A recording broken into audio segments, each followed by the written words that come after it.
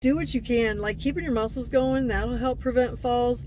But falls are like the number one thing for women, especially, that when you get older can start you on a downhill slide that you don't come back from. And I saw that when I worked in the nursing home. The older ones, the younger ones were coming in with cancer and COPD and diabetes, a lot of that.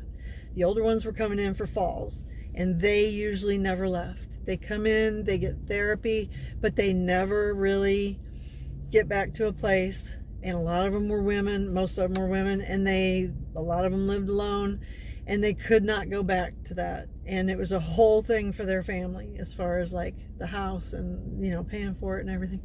But prevent falls in whatever way you can. And I think probably one of the better things is to stay physically capable, and then you'll be less likely, you know, stay up with your blood pressure and things like that, because you don't want to be dizzy. I mean, I've lived my life dizzy, but I don't know, I guess the way I'm built, when I fall, I'm padded, so I don't fall very often. It wasn't too long ago, a few months ago, I fell and I landed in the grass, and I was very blessed. I didn't get hurt, but I had tripped over like a paver on the ground. And you just got to be careful, because when my mom was my age, she had osteoporosis, and she had it bad. And there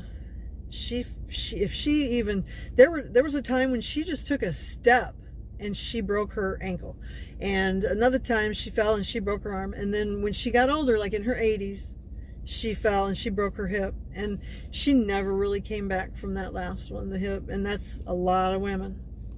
So she, you know, she was born in the Depression, like the day of the Depression she was born, so her youth, they didn't eat well and things like that, so I'm sure that was part of it.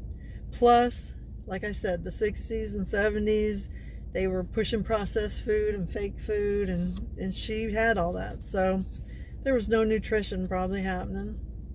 But if you can, drink whole milk, eat real butter,